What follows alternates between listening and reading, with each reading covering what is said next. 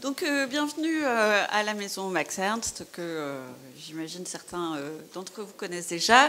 Je remercie infiniment, évidemment, Dominique Marchès de nous accueillir chaque année dans le cadre du festival, de manière toujours très chaleureuse, en ces lieux.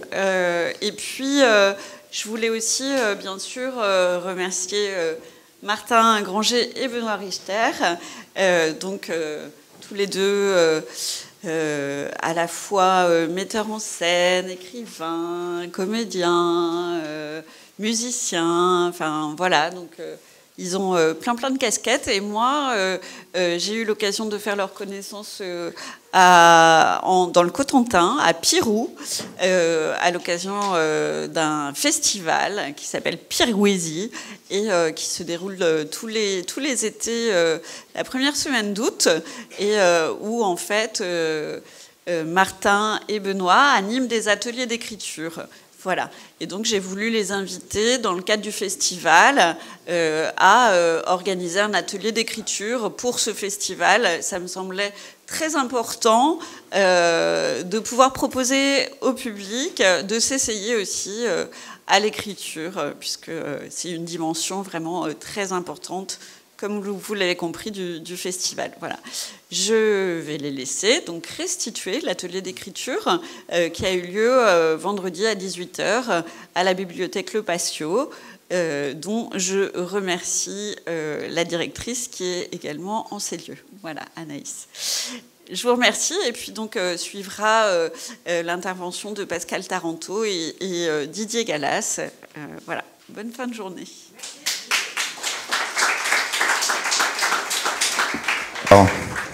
Bonjour.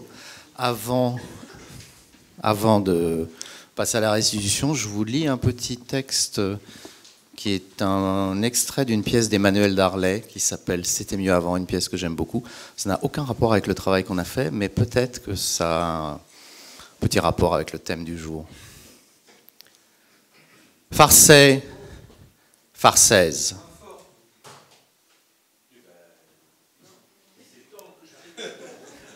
Farçais, farçaise. Ça va? Non, c'est lui qui règle. Merci beaucoup. C'est à vous que je m'adresse. Farçais, farçaise, ce soir, la farce a moisi. Vous avez moisi. Vous avez moisi le coulage, la détermination, vous avez moisi la virilité, vous avez moisi la conviction, vous avez moisi l'espoil. Ce soir, oui, la farce respire. Désormais, il nous faut tous ensemble rebrousser nos manches et nous mettre au trivial pour rebrosser la farce. Remettre la farce dans le droit chemin. Retrouver les voleurs qui sont les nôtres. Il nous faut nous atteler à refarcer la farce. Mes chers compatriotes, c'est sur un programme que vous m'avez moisi et c'est sur ce programme que je m'engage avec force devant vous ce soir. L'avenir est derrière nous et je vous le dis, il nous faut désormais reculer. La reculade sera notre seule ambition. Revenons à hier, dans le monde merveilleux d'hier. Le chantier, c'est vrai, est immense et chacun devra s'y atteler, la ceinture sera serrée, mais nous y parviendrons et ensemble nous reculerons.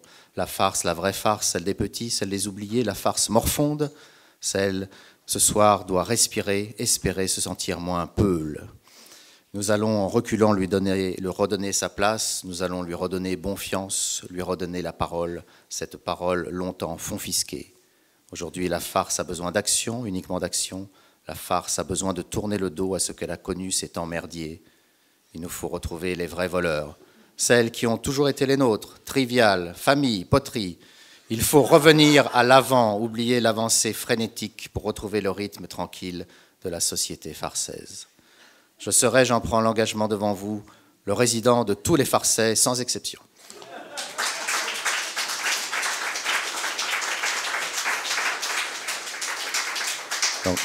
C'est un extrait de « C'était mieux avant » d'Emmanuel Darlet.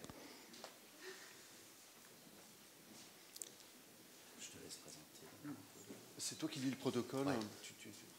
Alors, je présente en 2 mots Benoît Richter qui, alors que nous étions en train de nous creuser la cervelle à distance par le truchement des réseaux Internet, a eu l'idée de proposer des petits dialogues à protocole pour cet atelier sur la farce. Et il va vous lire le mode d'emploi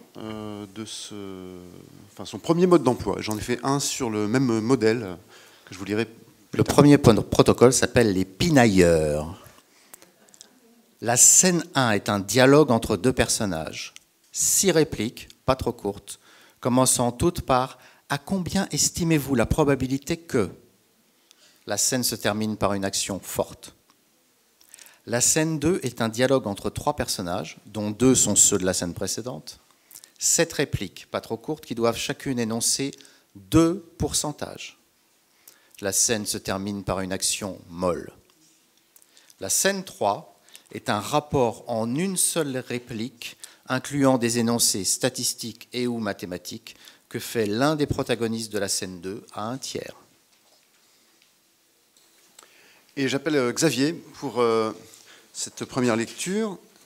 Est-ce que tu as la charcutière et le policier? Bien sûr. C'est là. Alors, on n'a pas eu le temps de se faire la répartition des rôles, mais on va faire ça très très vite. Donc, allez, tu fais le 1. Bon, on fait comme on l'a écrit, plus ou moins. Allez, tu prends le micro.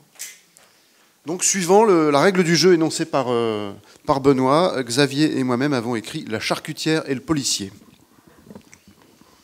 À combien estimez-vous la probabilité que la femme du charcutier soit partie avec le neveu du commis? À combien estimez-vous la probabilité qu'il ait su résister à sa poitrine opulente, son délicieux sein doux et sa couenne épaisse? À combien estimez-vous la probabilité que le commis d'office, dont le neveu est amateur de chair fraîche, ne soit pas au courant de cette transaction culinaire? À combien estimez-vous la probabilité que, à supposer qu'il l'apprenne, il se saisisse d'un couteau de boucher pour mettre un terme à cette situation dangereuse et sauver la morale?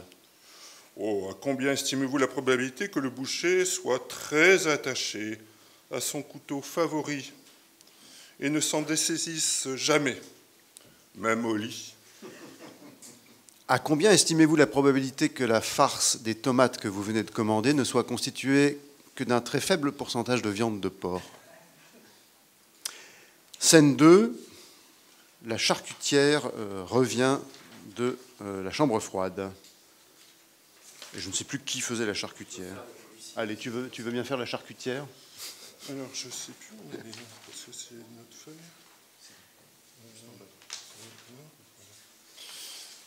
La charcutière. Cher client, excusez d'avoir pris tant de temps, mais la confection de produits nécessite un savoir-faire, soit 50% de tomates juteuses et 70% de farce patentée. C'est donc vrai ce qu'on m'avait dit. 80% des élèves qui échouent en mathématiques finissent par exercer un métier manuel, dont 30% un métier de bouche. Je vous trouve un peu fort en gueule pour un client. 20% analphabète et 85% dyscalculique. Revenons à notre farce. Je ne sais pas si je reviendrai. Vous savez, je ne suis ici aujourd'hui que parce que 95% des boucheries sont fermées le dimanche. Par ailleurs, vous êtes 20% plus cher en moyenne que vos concurrents d'en face. Et quant à l'aspect de votre farce, parlons-en. Vieux débris, une bonne charcutière ne chipote pas. Elle met ce qu'elle a de plus cher dans ses préparations. Chair cuite, 15%. Viande saignante, 80%. Et vous trouvez ça cher? Madame Baudot, en réalité, je ne suis pas un client. Je suis l'inspecteur principal du Plantier, surnommé Monsieur 100%, en réseau de mon taux d'élucidation d'affaires criminelles. L'honnêteté m'oblige à vous dire qu'on me surnomme aussi Monsieur 10% dans le milieu du trafic d'héroïne. Mais où et quand avez-vous vu votre mari pour la dernière fois? Je suis charcutière. Pas statisticienne au CNRS, section sociologie. 100% charcutière. 100% épouse, 100% amante. Scène 3, le médecin légiste au président du tribunal. Les analyses ont permis d'établir que le cervelas contenait environ 30% de M. Jean Bonneau, tandis que le boudin noir n'en contenait que 27% et la farce de tomate 15%, ce qui laisse planer un doute tant sur la localisation du reste du corps que sur le savoir-faire farcesque de cette charcutière à la langue bien pendue.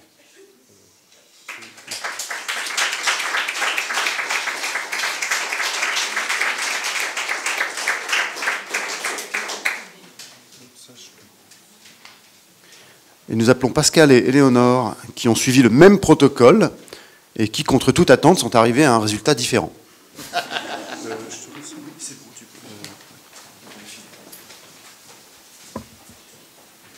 Là, ça va. Pas l'habitude. Donc, Tristan Lafleur a découvert le triathlon il y a désormais 3 ans et c'est devenu une vraie révélation. Depuis, il enchaîne les entraînements, participation, en cherchant en permanence à s'améliorer. Mais il doit composer avec sa voisine Brigitte Duperche, célèbre chanteuse lyrique, et leurs activités ne sont pas forcément compatibles. À combien estimez-vous la probabilité que je parvienne demain à améliorer mon score au triathlon de Chanterac-les-Loups si vous continuez à faire du bruit comme cela ? À combien estimez-vous la probabilité que je parvienne à assurer ma prestation dans le récital dans lequel je me produis demain si je ne travaille pas suffisamment ma voix ce soir ? Et d'ailleurs, pourquoi voulez-vous toujours améliorer votre score ? À quoi cela sert-il ? À combien estimez-vous la probabilité que je parvienne à me réveiller à temps demain matin pour être fin prêt pour ma course si vous ne vous arrêtez pas ?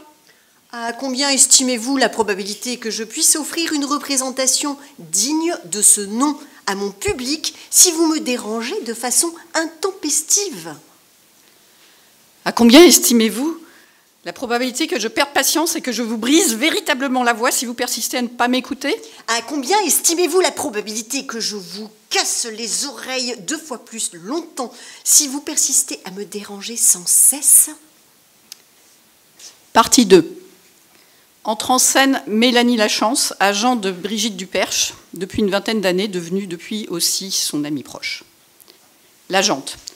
100% des places de 100% des spectacles ont été vendues. C'est un véritable succès. Une raison de plus d'être à la hauteur. Je ne peux pas me permettre de décevoir. Si seulement 10% de mon auditoire repart déçu, ce sera pour moi un échec à 100%. L'agente. S'adressant à Tristan. Il paraît que 80% d'une course se joue dans la tête. Le physique ne joue donc que pour 20%. C'est donc pas si grave si vous dormez mal ce soir. Vous êtes jeune, vous récupérez vite. C'est toi. Tristan, je vous rappelle que dans un triathlon, il y a 3 épreuves. Si vous êtes trop fatigué, si vous êtes à 50% de vos capacités, vous ne parviendrez jamais à faire les 33% de chacune des 3 épreuves. C'est mathématique. Justement, c'est bien 3 épreuves. Cela vous permet de vous rattraper. Par exemple, si vous commencez lentement, disons à 70% de vos possibilités, vous pouvez accélérer petit à petit, au fur et à mesure, vous vous sentez de mieux en mieux, et hop, vous vous rattrapez en étant à 130% à la dernière épreuve. C'est ce qu'on voit à la télé quand il y a des courses à pied ou à vélo. Vous n'y connaissez rien ? Vous n'en avez jamais fait ? Les 3/4 des gens qui regardent la télé ne font et n'ont jamais fait de sport. Et les 3/4 se permettent de critiquer et de donner des conseils. De toute façon, c'est certain, jamais je n'irai à un de vos concerts. Et vous ne comprenez rien à l'art. Comme d'autres d'ailleurs, 80% des artistes sont incompris, sans parler des 50% qui sont ignorés, notamment par des gens comme vous. Je vous laisse à vos rêves, à vos pentathlons, enfin, je ne sais plus, triathlon, quintathlon. Partie 3. Tristan Lafleur s'est présenté en petite forme au triathlon de Chanterac-les-Loups. Il a enregistré sa plus mauvaise performance de la saison. À la fin de l'épreuve, il s'en ouvre à son comparse avec qui il s'entraîne habituellement, Thierry. La Castafiore a encore frappé. À cause de ces vocalistes, j'ai fait mon pire chrono de la saison. J'ai perdu 40 places au classement du Super Challenge interdépartemental de la région, avec un chrono inférieur de 30% de ma plus mauvaise course. Comme il ne reste que 3 épreuves d'ici la fin de l'année, impossible de gagner les 25 places qu'il me faut pour figurer dans le top 50. J'enrage. Il faudrait pour y parvenir que j'obtienne à chaque fois un score au moins équivalent à 76% de ma meilleure performance, ou que je l'atteigne au moins une fois mon meilleur score et 84% au minimum de mon meilleur temps sur les 2 dernières courses. Qu'est-ce que t'en penses, toi ?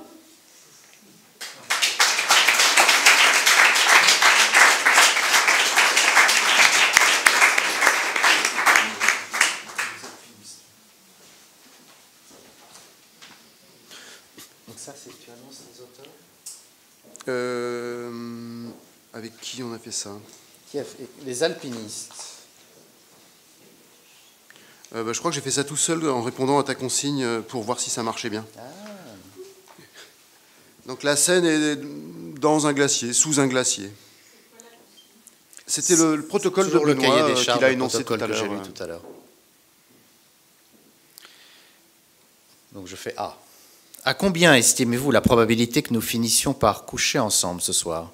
À combien estimez-vous la probabilité que je vous en trouve digne, maintenant que vous avez grossièrement mis les pieds dans le plat, sans juger utile de passer par les étapes plus ou moins classiques de la séduction et qui impliquent, par exemple, l'ingestion de denrées liquides ou solides dans un environnement agréable? À combien estimez-vous la probabilité que nous trouvions un restaurant, si c'est bien de cela qu'il s'agit, sous ce glacier andin, alors que le reste de notre cordée est abîmé dans une crevasse et qu'il nous reste que peu de temps à vivre? À combien estimez-vous la probabilité qu'une équipe de recherche héliportée ne nous retrouve avant que nous ne succombions à l'hypothermie? À combien estimez-vous la probabilité qu'un rapprochement physique nous maintienne en vie jusqu'à l'arrivée de cet hélicoptère? À combien estimez-vous la probabilité que je préfère crever de froid plutôt que de vous laisser me toucher? Scène 2, le pilote d'hélicoptère. Eh bien, il était -1, ou plutôt -20 si j'en juge par le thermomètre. Vous savez qu'on retrouve moins de 50% des randonneurs égarés dans cette région, et que parmi ceux-là, on n'en retrouve que 20% de vivants. Ah, vous tombez à pic, nous étions en train de nous partager cette dernière ration de survie composée de 40% de glucides, 30% de lipides et un reliquat essentiellement constitué d'un arôme artificiel de sciure de bois. Heureusement que vous avez sculpté un message de détresse dans la glace. C'est magnifique et ça se voit de loin. Ça ressemble aux sculptures que le 1% culturel permet d'ériger devant ces lycées de banlieue où l'on essaie d'amener 85% d'une classe d'âge au bac. Et ça marche. Regardez, moi qui ai été élevé à Sarcelles, je pilote des hélicoptères. Ah pardon, alors là c'est... Là c'est la dame. La fille. Dieu soit loué, mon corps composé à 70% d'eau commençait à geler. Et cet abruti qui tentait de me tripoter comme s'il ne voulait pas faire mentir les statistiques selon lesquelles 100% des femmes ont subi des attouchements. Le pilote. N'est-ce pas plutôt 100% des mères qui ont subi des accouchements? Il me semble l'avoir lu quelque part. Bref, accrochez-vous à ce harnais dont les fibres 65% polyester vous procureront un confort sans pareil. J'aimerais bien, mais je crains avoir perdu 70% de mes doigts à cause des engelures. Je ne parviens pas à saisir quoi que ce soit. Je risque fort de mourir ici. Je peux dire adieu à mon fonds souverain au fabuleux rendement de 34%. Si vous promettez de renflouer mon compte en banque, qui est actuellement à 0% de matière grasse, je veux bien vous aider à monter dans l'hélico. Mais je vous préviens, si vous me tripotez avec les 3 doigts qui vous restent, vous avez 100% de chance de vous en prendre une. Scène 3. Le pilote d'hélicoptère, une fois rentré à l'héliport. Et là, après avoir mis le cap au 270, je m'aperçois que la jauge de carburant est à 15%, parce que mon mécano, qui n'a qu'une moitié de cerveau, a oublié de faire le plein. Alors je calcule vite fait que pour faire les 200 km restants, il faut que je balance 40 kg par-dessus bord. Et le choix était tout sauf cornélien, parce que moi déjà j'étais le seul à savoir piloter, donc je devais choisir un des 2 alpinistes. Et en gros, 50% d'entre eux étaient une super bombasse, et 50% un vieux libidineux qui avait perdu la plupart de ses doigts après avoir passé plusieurs heures par -20 degrés. Bref, je te fais pas un dessin, j'ai balancé le mec, qui a décrit une jolie courbe parabolique avant de s'écraser sur ce cône presque parfait que les autochtones appellent le mont Pachacamac, et dont la pente de 60% était recouverte d'une couche de neige instable d'une épaisseur de 5 à 6 mètres qui s'est détachée en plaques sous l'effet de l'impact avant de se transformer en une avalanche qui a déboulé à 80 km/h en causant la mort de près de 75% des habitants de San Cristobal. Et le pire, c'est que le gars, il s'en est sorti, putain, alors qu'il avait une chance sur 1 million.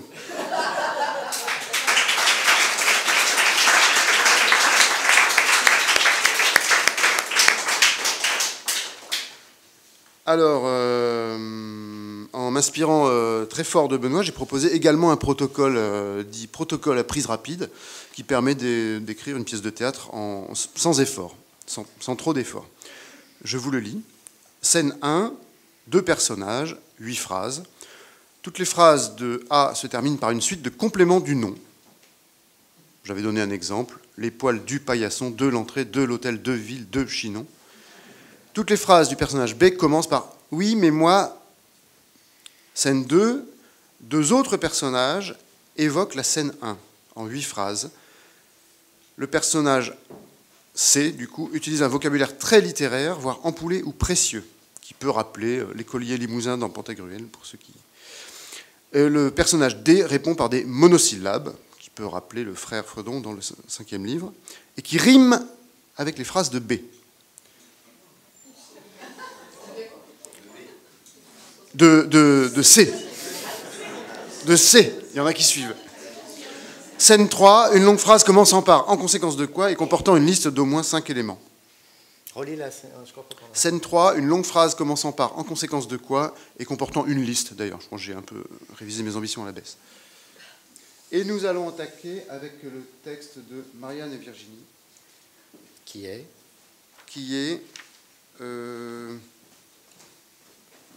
celui-là. Je vais faire Virginie. Je te laisse lire les... D'accord. Alors, scène 1. C'est pas grave, je vais parler fort. Alors, scène 1, intérieur d'une petite auberge de campagne, 2 personnages au comptoir, génitif, personnage volubile, antithèse, personnage moins volubile. Génitif. Eh bien, moi, je vais vous dire que je connais très bien le dilemme de Pythagore sur la foisse du boulanger de la ville de Tombouctou. Oui, mais moi, le dilemme, on ne me l'a pas présenté. Comment ? Vous n'avez pas rencontré la mère du boucher du commerce de foie gras de la municipalité de Knokke-le-Zout ? Oui, mais moi, de toute façon, le foie gras, j'aime pas ça. Ah ! Vous préférez sans doute un roulé-boulé de légumes, de potimarron d'Anjou, de bêtes bio, de topinambour alternatif d'origine indienne ? Oui, mais moi, je crois que je préfère les farcis à la volaille, finalement. Eh bien, on n'est pas sorti de l'auberge du patio de la bibliothèque de Chinon. Oui, mais moi, non. Scène 2. Intérieur de la même petite auberge de campagne, 2 personnages assis à une table. Feu Follet, personnage un peu vieille France, Minimum, personnage un peu désabusé. Feu Follet. Ma foi, cher ami, je me demandais si vous eussiez, oui, dépotrominé cette querelle, un tantinet métaphysique sur le dilemme de Pythagore. Fort. Sans nul doute, sans nul doute. Mais je vous avouerai que le postulat de départ n'a pas été, à mon humble avis, développé à sa juste valeur. Horreur. Valeur qui aurait mérité, je vous le concède volontiers, un interlocuteur plus averti, n'est-il pas ? Aussi, je m'étonnasse de n'avoir point été convié aux matines, car j'eusse pu les irradier de mes connaissances. Tu penses? Scène 3, Minimum, debout sur le comptoir, avec une voix de stentor et vraisemblablement avinée. En conséquence de quoi, mesdames et messieurs, A sur B est égal à racine carrée de C sur D, si et seulement si Tombouctou se jumelle avec Knokke-le-Zout et que la mère du boucher devient végétarienne. Alors, en toute logique, l'auberge du patio de la bibliothèque de Chinon pourra fermer ses portes et l'empoulé ira se coucher. Santé!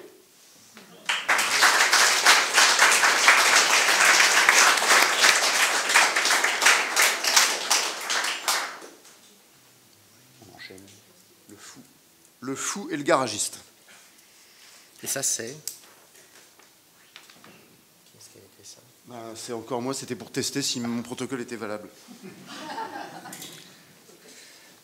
À mon avis, c'est une fuite du carter de la durite de la rondelle de découplage du carburateur. Oui, mais moi, je ne suis pas venu par ma voiture, je suis venu parce que j'ai mal à la tête. Vous n'avez pas vu l'enseigne qui proclame fièrement entrée principale de l'atelier de l'annexe du garage du centre? Oui, mais moi, je suis convaincu de la pertinence de l'analogie entre le cerveau humain et un moteur diesel. Je ne suis pas certain de goûter les charmes de la conversation d'un échappé de l'asile d'aliénés de Sainte-Marthe-des-Bois. Oui, mais moi, c'est de l'unité pour malades difficiles de Sainte-Maxence-du-Mont que je me suis échappé. Attendez que je remette la main sur le numéro du standard de l'hôtel de police de Tours. Oui, mais moi, je dissimulais une arme blanche et j'en fais usage avec vigueur et prodigalité, tandis que vous laissez échapper un râle d'agonie. Scène 2. Scène 2. C'est à cet instant, Monsieur le Président, que par quelques coups du sort, le malheureux aura trébuché Oui. et qu'il sera tombé sur cette faucille qui traînait malencontreusement par terre après qu'un domestique l'aura laissé choir. Voir. Faucille dont la lame traîtresse se sera frayé un chemin entre les fragiles omoplates du pauvre homme, sectionnant accidentellement sa veine cave inférieure comme l'eût fait la griffe du tigre. Bigre. C'est la raison pour laquelle je vous adjure d'acquitter mon client qui, malgré son air méphistophélique, n'est en rien responsable. Diable. Scène 3. En conséquence de quoi le prévenu est condamné à être écorché vif à l'aide d'un épluche-légumes rouillé avant d'être roué de coups par un membre de l'équipe nationale d'haltérophilie, puis pendu par les pieds au-dessus d'une fosse remplie de piquants empoisonnés dans laquelle on aura préalablement versé une bassine de plomb en fusion, etc.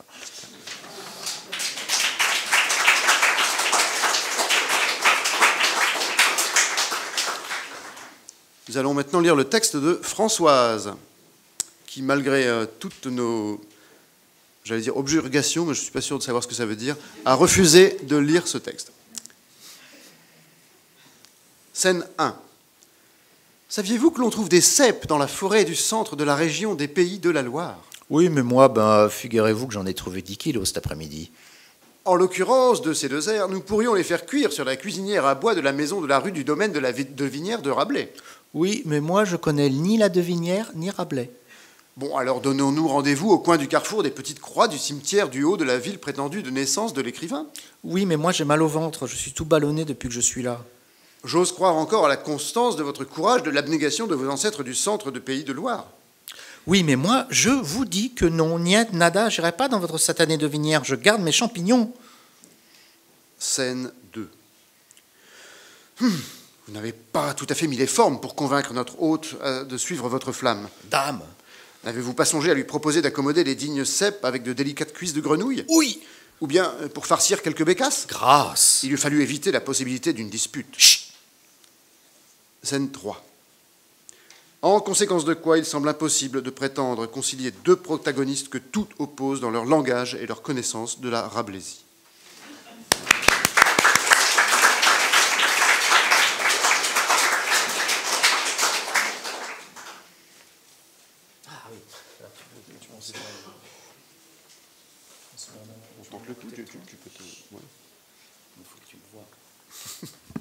Bon, là, c'est sans filet.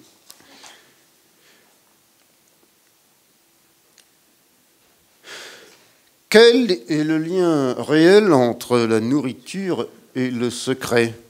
Nous tenterons de cerner cette question sous l'angle intéressant de la religion, en élargissant l'idée de secret à celle d'interdit, car du secret à l'interdit, il n'y a guère qu'un entrechat. Les interdits ayant trait à la nourriture sont de toutes sortes.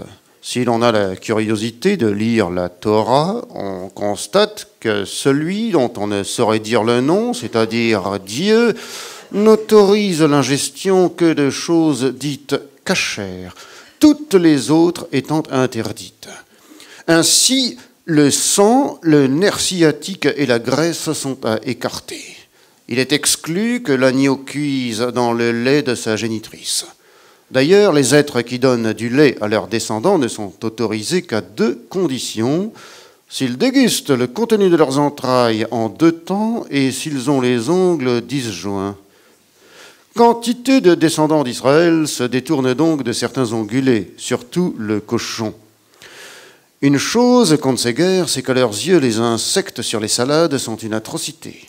Ils ont alors à se saisir de ces sortes d'acariens à l'aide de tenailles exiguës. Il est en outre nécessaire que les ressources halieutiques destinées à quelque collation soient dotées de nageoires et d'écailles.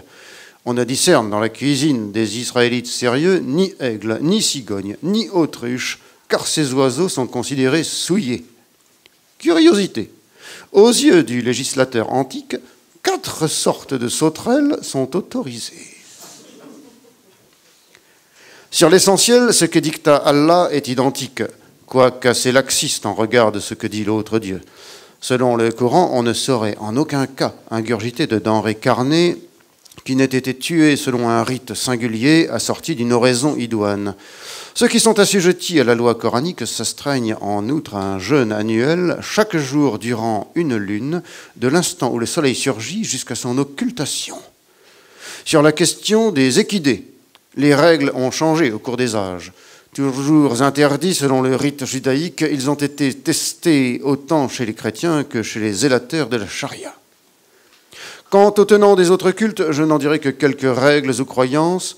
Chez les catholiques, on jeûne durant 40 jours.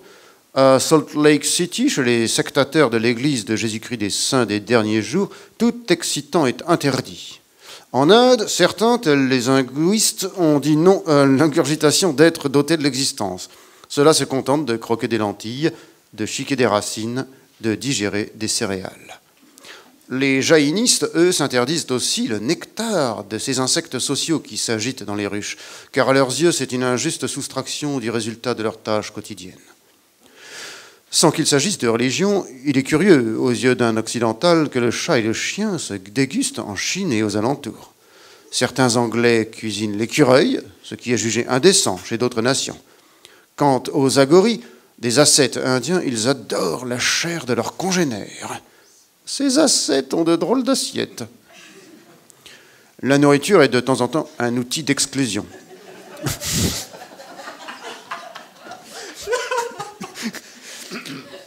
Certains zigotos organisent dans nos cités des gueuletons gratuits au cours desquels on graille à loisir du saucisson ou de la rosette tout en rinçant de généreuses rasades de Gilles Latreille. En réalité, ces gens-là sont de tristes cires et on ne doit en aucun cas se jeter dans tel traquenard. Leurs casse-croûtes nationalistes n'ont qu'une destination, exclure les citoyens dont les us et croyances requièrent de se détourner de l'alcool et du cochon. Ils sont résolus à éloigner les gens les uns des autres au lieu de les inciter à s'entendre et à se réconcilier. Lecteur, tu auras sans doute constaté que ce texte a été écrit selon une règle que l'on élucidera à condition de le lire tout haut ou de se regarder dans une glace. Hasard ou non, c'est une règle qui concerne cet organe dont on se sert lors des dégustations.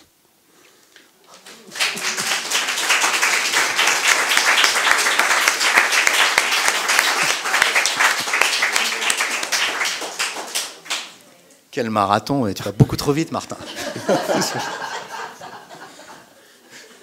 Oui, ça aurait nécessité quelques semaines de répétition. Tu expliques peut-être quelques... Si, c'est une technique très cool, une technique très dure aussi, hein, qui consiste à n'utiliser aucun des 5 sons où se touchent ces 2 organes qui cachent les dents. B, me, fe, pe, ve. Voilà. Ça s'appelle des vers turcs ou un lipophone. L'hypophonème. L'hypophonème, oui. Voilà, nous allons terminer avec un texte de Benoît Richter, de et par Benoît Richter.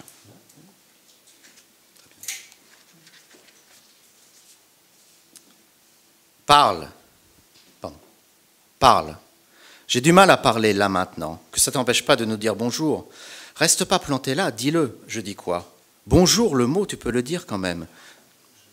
Je fais les italiques. Tu veux faire les italiques? Oui, c'est bien. Désolé. Donc, on va reprendre. Donc, c'est un dialogue de groupe, mais il y a quand même un personnage récurrent qui va être joué par Martin. Je pensais en avoir une copie. Non, je crois pas. Parle. J'ai du mal à parler là maintenant. Que ça t'empêche pas de nous dire bonjour. Reste pas planté là, dis-le. Je dis quoi? Bonjour, le mot, tu peux le dire quand même. Même le mot qui salue, je peux pas le dire. Mais je le pense quand même, oui, ça, je peux le faire. Je pense le mot qui salue vers vous tous ici. Qu'est-ce qui t'arrive, ma vieille? T'as pas bonne mine, tu couves quoi? Rien. Tu me prends pour cet animal à plumes qui pond des œufs, je couve rien. Alors quoi? Tu fais la gueule? Tu nous en veux pour l'autre fois? C'était juste un jeu, tu sais. Rien de grave. C'est pas à cause de ça. Alors? Alors quoi? Quoi? Allez, arrêtez, laissez-la respirer. Vous ne comprenez vraiment rien de rien. Pas grand-chose, non? Elle a pas assez. C'est tout, pas assez, c'est clair, non? Faut vous le dire en quelle langue? Pas assez de quoi, pas assez de quoi? Mais c'est pas possible, on dirait que vous êtes bouché à l'émery, vous alors. Elle a pas les mots. Pas les mots, c'est tout. La forcez pas à parler, c'est humiliant. C'est déjà assez difficile comme ça, sans en rajouter une couche. Voilà, j'ai pas les mots, voilà tout. T'as pas payé? T'as pas pu payer la dîme? J'ai pas pu payer. Tu peux dire quoi? Oui, alors, tu peux dire quoi?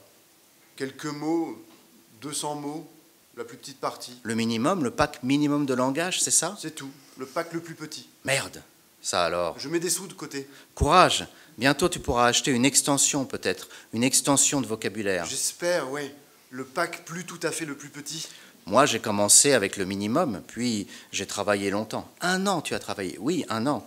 Et après, j'ai acheté une extension technique avec des mots incroyables et inutiles, enfin du superflu, tu vois. Tu dansais dans la rue le jour de ton extension. Oui, je dansais en criant des mots inutiles. Pyromane, éléphantiasiste, cochonaille, insurrection. Tais-toi, tu me fais jalouse. Pardon, mais tu verras, le premier jour on est hystérique, on parle sans pouvoir s'arrêter. Tais-toi. C'est vrai ça, mademoiselle, un peu de respect. Vous manquez, semble-t-il, de ce qu'on appelle tact. Toi, tu la fermes avec tes grands mots, ton vocabulaire infini que t'as payé. C'est quand même incroyable de voir ça à notre époque. Des gens qui vivent avec le pack minimum de vocabulaire et qui ne peuvent pas payer pour une extension. Moi, j'en avais entendu parler. Bien sûr qu'on en a entendu parler, mais de là à en rencontrer, et parmi nos amis encore. Je reste pas les membres du haut croisé, je travaille dur. J'espère que tu travailles, tu peux pas rester comme ça. Tu as des enfants? Oui, petit, 2. 7 fois 365 jours le premier, 2 fois 365 jours le deuxième. Ils doivent avoir des carences en vocabulaire déjà. Oui, des choses qui manquent déjà. Quand j'étais petite, moi aussi, mes parents, ils n'ont pas pu payer la dîme. On a vécu pendant des années avec le pack minimum. Je me souviens, ma mère, elle disait à mon père, tu me donnes faim, parce qu'elle ne pouvait pas dire je t'aime. Et lui qui répondait, tu me donnes soif, parce qu'il avait soif. Tu nous l'as déjà raconté, cette histoire. Et puis, il allait dans le placard pas chaud, qui disait, chercher une conserve de soupe à rôter, qui disait, allez, quoi, pleure pas comme ça. Bon, en tout cas, quand j'ai eu des sous, j'ai acheté une super extension et après, j'ai rattrapé mon retard. C'est gentil de dire ça. Tu sais, ici, on n'est pas des richards, alors on ne comprend. Moi, je vis avec à peine 100 mots de plus que toi. Moi, j'ai un cousin qui a vécu 20 ans avec le minimum, plus un pack spiritueux pour faire les vendanges. On n'est pas du genre qui gaspille les mots. On connaît tous le prix du langage.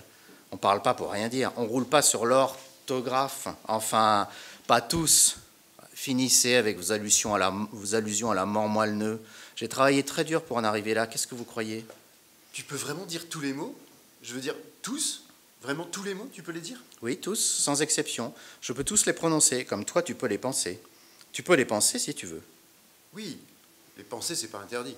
Moi, je les pense, les mots qui ne m'appartiennent pas. C'est pas interdit. Ce qui est interdit, c'est de les dire, tant qu'on n'a pas payé le droit, payé la taxe. Oui, depuis qu'ils ont été déposés. Brevetés, on dit. J'ai pas ce mot-là, pardon. Qui c'est qui a les mots dans son panier à lui? C'est des groupes, des épiciers, tu sais. Réponds, toi, tu peux le dire avec ton vocabulaire de riche. On appelle ça des multinationales, des trusts, des grandes entreprises. Elles ont déposé les mots ou bien racheté des brevets anciens. Depuis lors, pour les utiliser, il faut leur verser des droits. C'est la loi. Alors c'est comme pour les aliments qui soignent? Les médecines, oui, ça aussi, brevets. Pas possible de les utiliser si tu n'as pas d'argent. Mes enfants, quand ils ont des douleurs dans leurs dedans, je sors dans les rues où on trouve des choses interdites et j'achète des aliments qui soignent, cachés dans des endroits où on ne doit pas aller. Tu cours des risques. Tu t'en rends compte à faire du marché noir. Tu leur fais courir des risques. Et les vendeurs, toujours, je leur demande des mots interdits. Insensé, il n'y a pas de mots au marché noir. Trop risqué, personne ne prend ce risque. Moi, je le prendrais.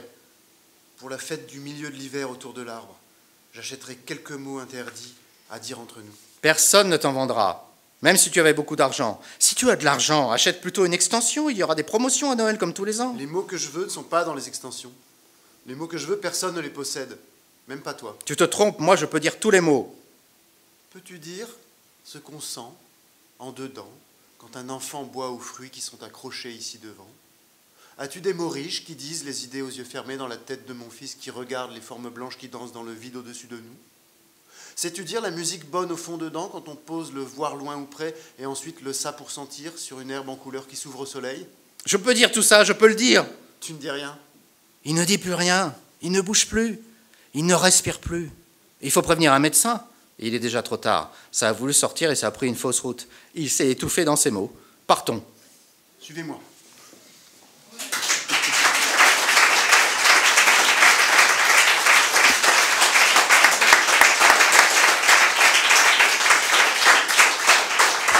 Merci.